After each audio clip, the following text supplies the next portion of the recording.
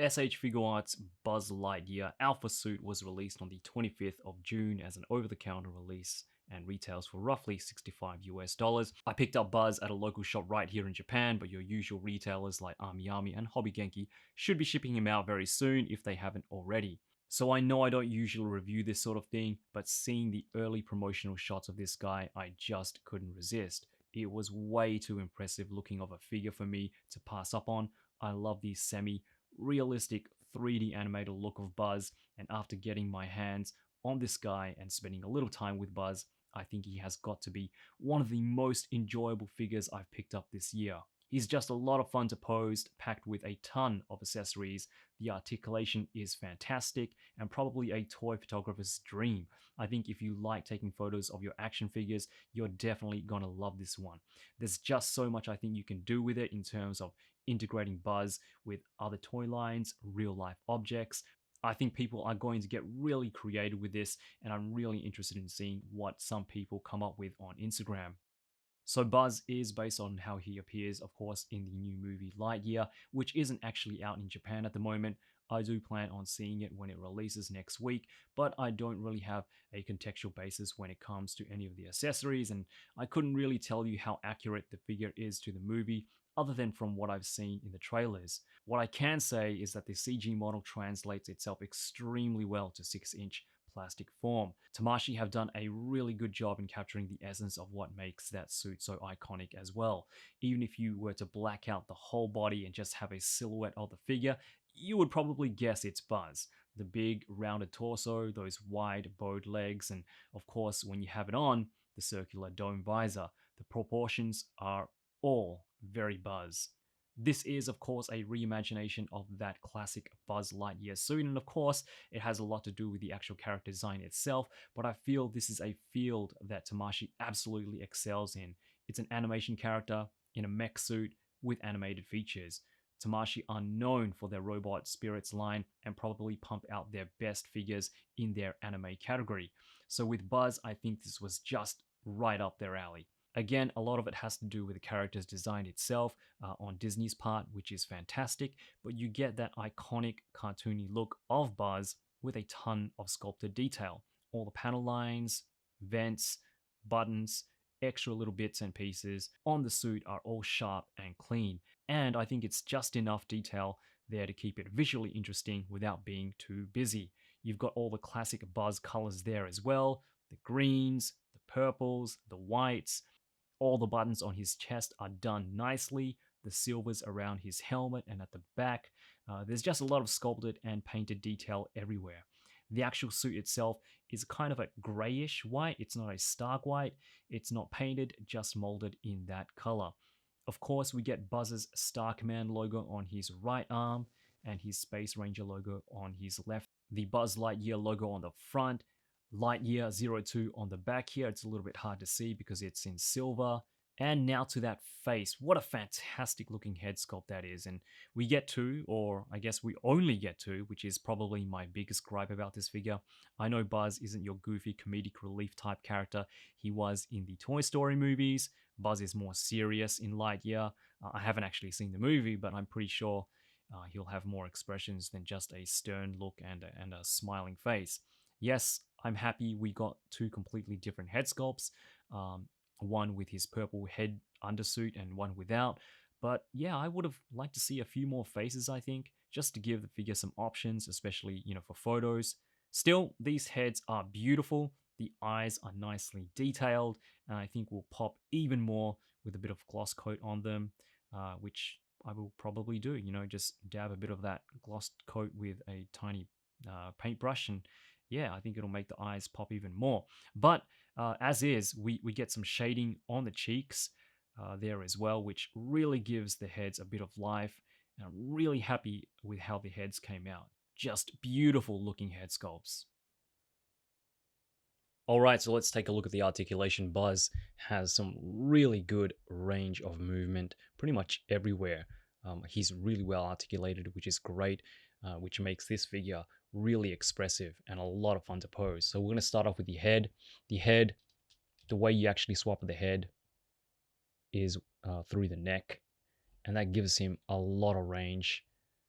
looking up here like that. Great for flight poses. You can bury his head into his chest quite far as well. Some fantastic left and right head tilt.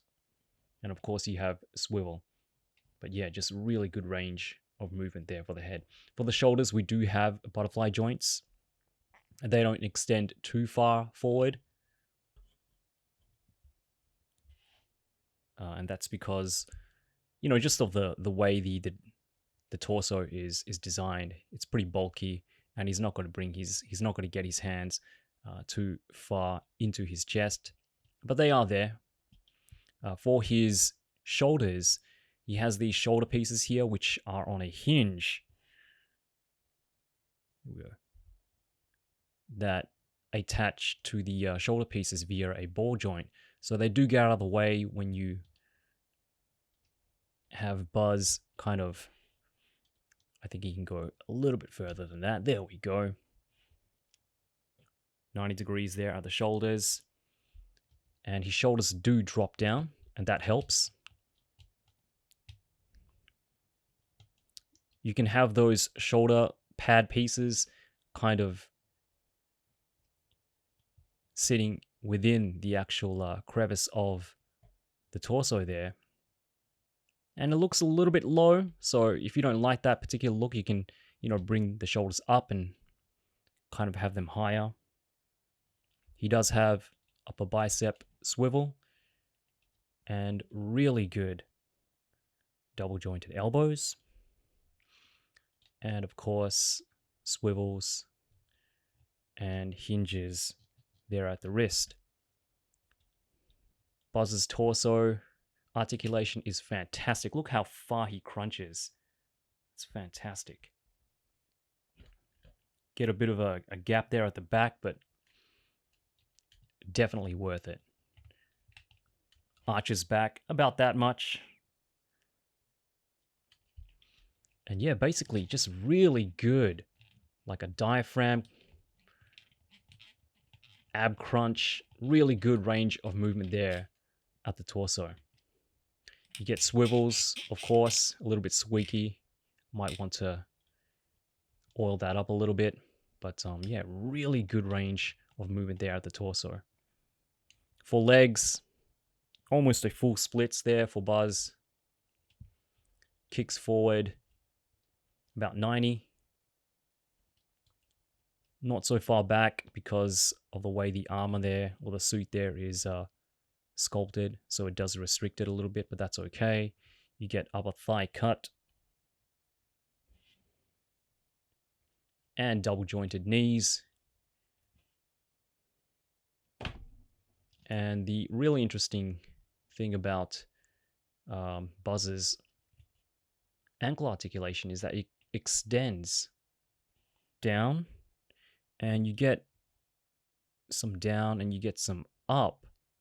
You've got your toe articulation there, but because it extends down, these kind of side pieces that you would think kind of restrict the ankle tilt,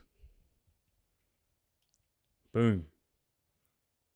Some really good ankle tilt there, and that works really well as well. So when you're not using that bit of articulation, you can push it back up, hide it. When you want Buzz to be in a more dynamic pose, bring those ankles down, and you can have Buzz in some pretty low standing, wide standing action poses, which is great.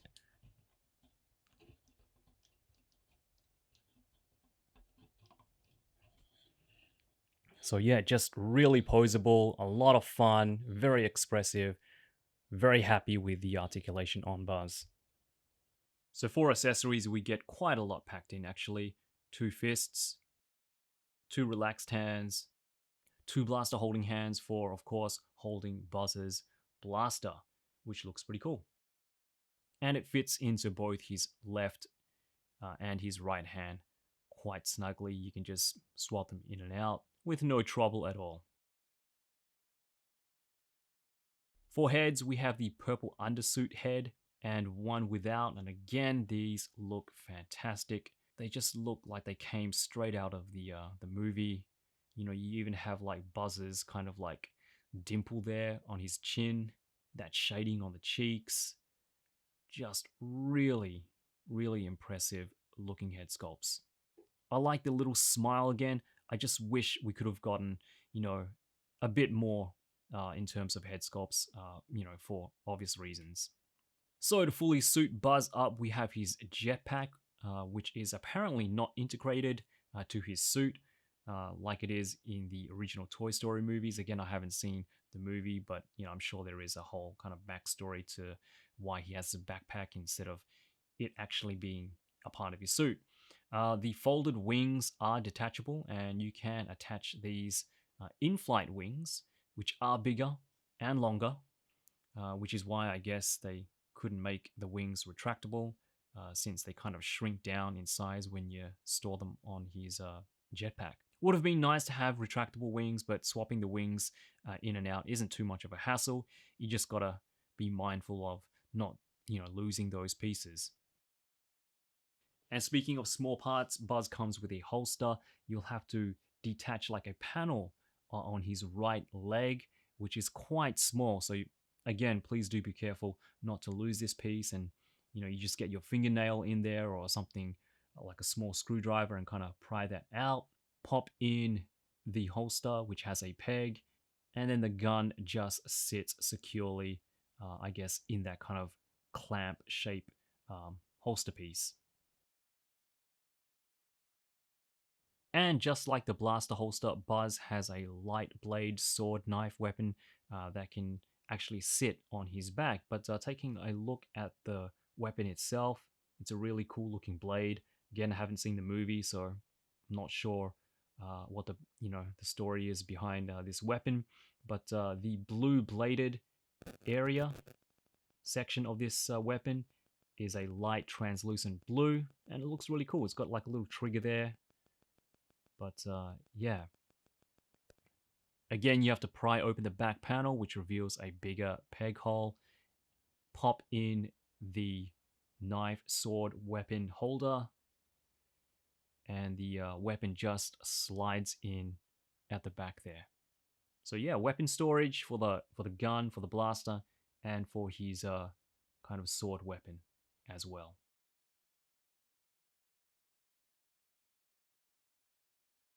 And we're almost there with the full suit up. So next we have Buzz's iconic arm laser, which again isn't integrated into the actual suit like the original Toy Story movies. I'm sure again there is an explanation in the movie as to why, you know, these pieces, these accessories are separate. But yeah, putting on Buzz's arm is pretty simple. The band part is made from a soft pliable plastic, so it just stays on using friction. And there we have it, the laser on Buzz's right arm, and it looks pretty cool. The last piece to complete Buzz's iconic look, of course, is the helmet, which took me a while to figure out because, you know, I didn't read the instructions. There are two inner circle pieces that slide up and out around, I guess, Buzz's collar section. Again, be careful not to lose these pieces once you remove them, and all you need to do is just slide the clear helmet visor on, align these circular areas, and there we have it. Buzz all suited up. It can be a little finicky removing parts back and forth, especially really small parts, but I think the overall look you get in the end is definitely worth it. He kind of looks and feels like, I guess you could say, a multiversal character who you can have, you know, doing pretty much anything, you know, fighting a bunch of stormtroopers or, you know, a bunch of Ultron drones. If you have, you know, more than one Ultron, if you have any of the Disney figures from Reveltech, which I don't, that'll definitely work as well. Like I said at the start of the video, Buzz is going to be one of those figures I think a lot of people are going to get super creative with their photos. He really is a lot of fun. The design and execution is incredible. It's superposable and comes with a ton of great accessories for a ton of display options. I'll be watching the movie when it comes out here in Japan, but I think this is a figure you can enjoy even if you don't have any connection to the source material. Buzz is such a well-known character, and even if you haven't seen any of the Toy Story movies, you'll probably know who this is. But giving it a more realistic touch really adds a lot visually, and just something about this combination of cartoony mixed with your more detailed mecha look just really works. I know a lot of people will enjoy this one. We don't really have too many options for good 6-inch Disney figures, so if you love Disney or even if you just love a good action figure, I highly recommend this one. Alright, that's it from me. Hope you guys enjoyed the review. Take good care of yourselves out there, and as always, yoroshiku!